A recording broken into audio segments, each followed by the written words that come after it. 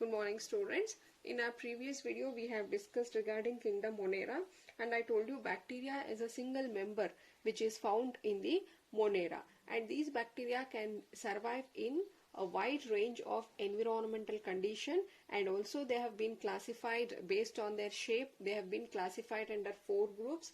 Then we have seen the 2 types, that is Archaebacteria and Eubacteria, their structure and their mode of nutrition. And also I told you to give the uses of bacteria and the disadvantages, the harmful natures of the bacteria. So then it is the mycoplasm. Here we have just finished with the kingdom Monera. Today we will take up kingdom Protista.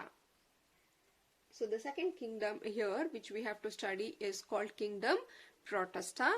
All single-celled eukaryotes have been put under. Bacteria were the prokaryotes, and the rest 4 kingdom contain eukaryotes, under which the Protista contain a single-celled eukaryotes. When I say eukaryotes, it is clear that they will have a definite nucleus and also other cell-bound organelles like mitochondria, Golgi apparatus. Those membrane-bound organelles are also present in them. And then this forms a link with other members of plant, animal and fungi. Why? Because here Protista exhibit the characteristics of a plant. They also show characteristics like animal, and also they behave like a fungi.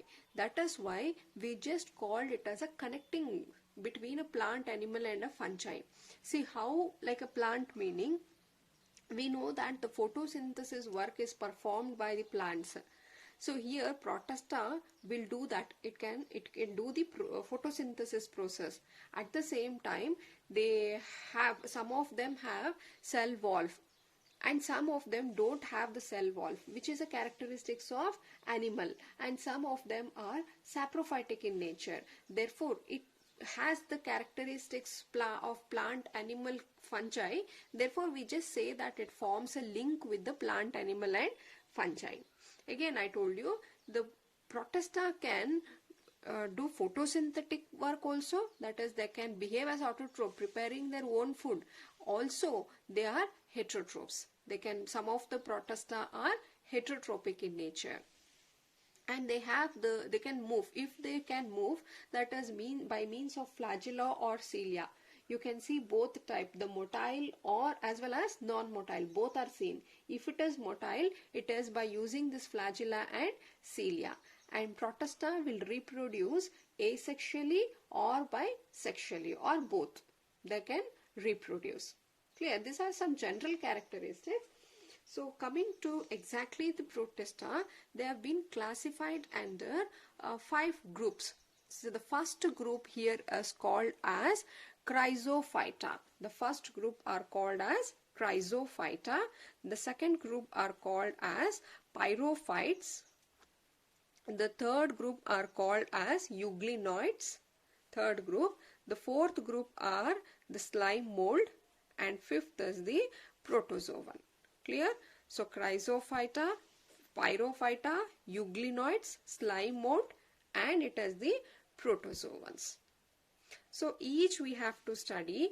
The first thing here, and these are all examples here. Again, see Chrysophyta example, I have given example. Under Protozoan, they are again based on their locomotory structure. They are again classified into amoeboidal protozoan, ciliated protozoan, flagellated protozoan and sporozoans. Clear? We will take one by one. So the first thing here is the Chrysophyta. Chrysophyta, here chryso meaning it is a golden. So phyta is here, we are referring to the algae. So these are all commonly called as golden algae. And very common and very important example of Chrysophyta are called diatoms. This is again very important. These are called diatoms. The diatoms are microscopic, meaning you know that they are so small that it need to be absorbed under microscope. They are microscopic in nature.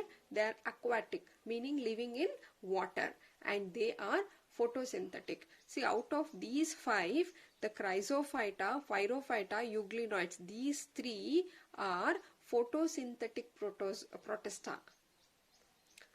So here again coming back, the structure of diatom. So here the cell wall is divided into two halves. The upper one, the upper portion you call it as a epitheca, which are bigger, and the lower is a small, which are called as the hypotheca. This will fit one another like a soap box. See here, if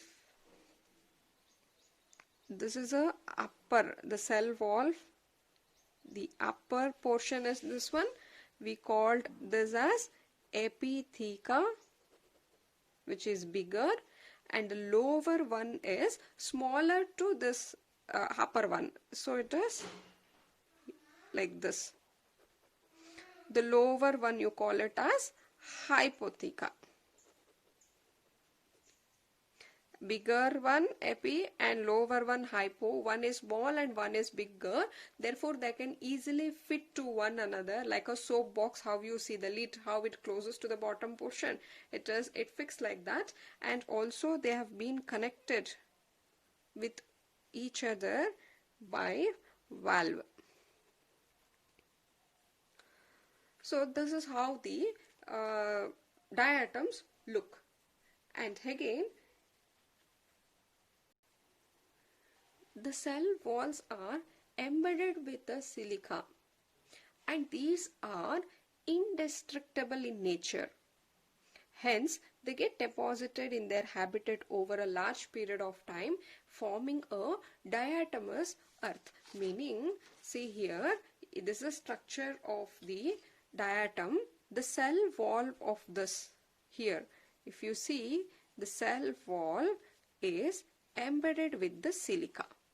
On the above, you can find it has been deposited with there. The cell wall are rich in the silica. See, when this diatom dies,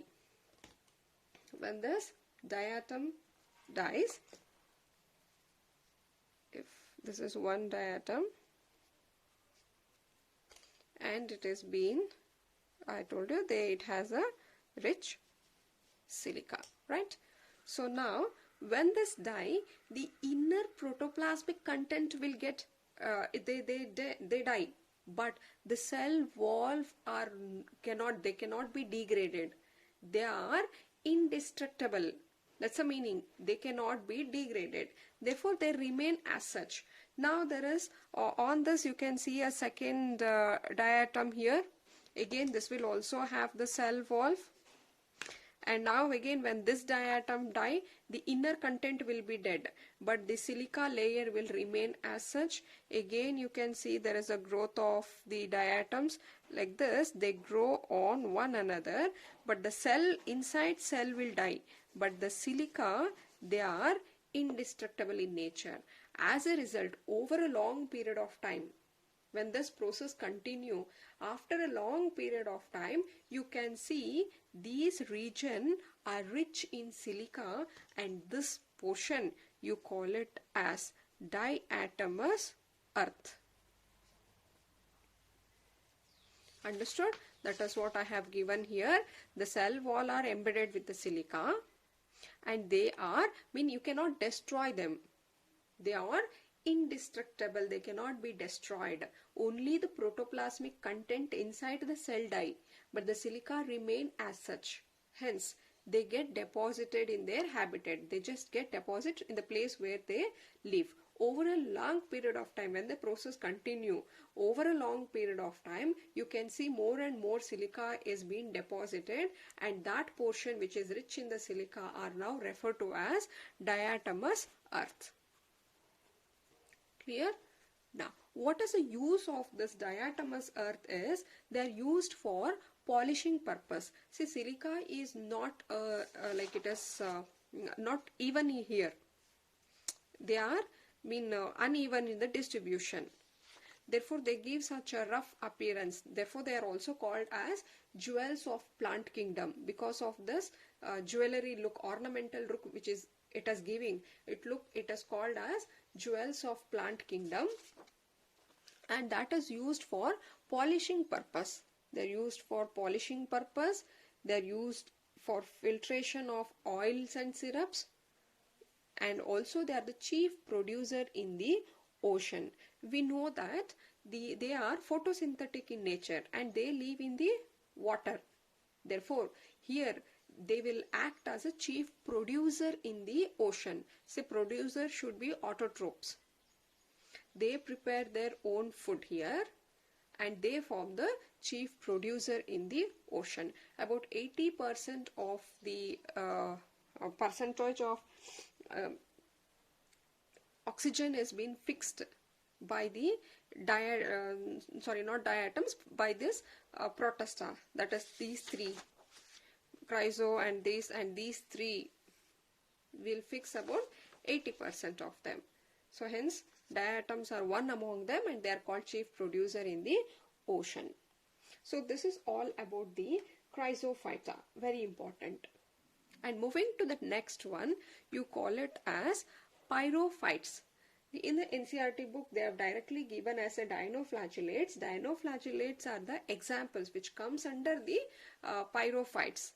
So pyrophytes, example directly, these are also mostly marine and aquatic. I told you because here also they marine and they are photosynthetic.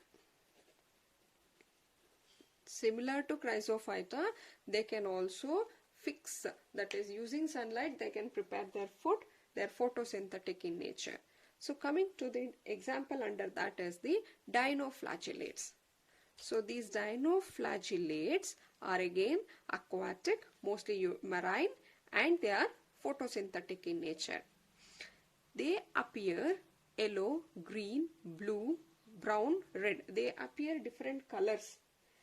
The pyrophyta, they appear different colors, that is depending on the pigment which it has present.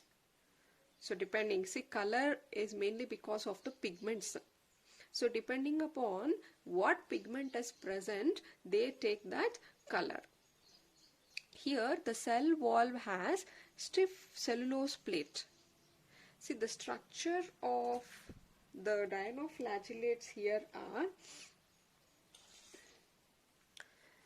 see, if this is a one, as it is one, yeah, this is one cell plate and this is the second cell plate and this is our third cell plate and the fourth cell plate. See, when they are arranged like this, they form two grooves. One groove is this one. This space is the first groove and this is the second groove. What we see here, this groove, this space, you call it as longitudinal groove. This one, clear? And this transverse, this you call it as transversal groove. One is a longitudinal and another one is a transversal groove. Now you can see there is two flagella here. See, it has been called as dinoflagellates because they have two flagella. One flagella will arise like this. This is the flagella. Out of two, I have shown one flagella which is coming from this longitudinal groove. Flagella from longitudinal groove. And the second flagella here starts from the transverse groove, this portion. You can find grooves like this. One is longitudinal, one is transverse. So second one is seen in this area here. This flagella will go like this. It will take a turn. Got? This is the second flagella. So this is our second flagella from transverse groove. This is the second flagella. The first flagella, they help for the movement here. But the second flagella gives a circular movement. Whenever this flagella move, it will take a rotation. This takes a rotation. This is therefore the movement. So that is what we have given here. You can see two flagella, di meaning two flagella, having two flagella. One flagella lies in the longitudinal groove, another one is in the transverse groove. And apart from this, the dinoflagellates also show a property called bioluminescence.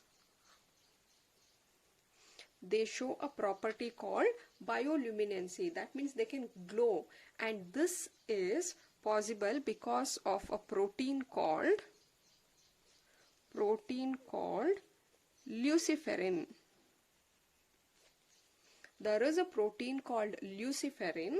This luciferin can absorb the wavelength when they get the light. When the light is available, they will absorb the wavelength, and in absence of light, they will emit this light. Got? Glowing, you call it as bioluminescence. That is because of a protein called lucifera. They absorb the wavelength when light is present or when light is available, and glow when light is not there, in absence of light. So this is one property exhibited by the dinoflagellates. Example under dinoflagellators, we have to study the red dinoflagellates. So the red dinoflagellates, they show rapid multiplication, forming a sea appear red. Say red dinoflagellates, they are red in color. They multiply so fast that over a short period of time, they can spread throughout the ocean, and they make that ocean to look red in color. Entire ocean looks red, and that is called as red tide. You call it as red tide. And also they release a toxin which are very harmful. The toxins released by them may kill other marine animals, that is the animals which live in the water, can be fishes, crabs, like that. They are toxic to that. Clear? Example is, this is also important. It is called Gonalox. Gonalox is the example for the red dinoflagellates. Clear? So we have completed the Chrysophyta. Under Chrysophyta, diatoms are very important. They can ask you the diatomous earth and uses of the diatoms as well. And then under Phyrophyta, give the general characteristics of dinoflagellates. Clear? In the next video, we will take up the remaining euglenoid, slime mold and protozoans. Thank you.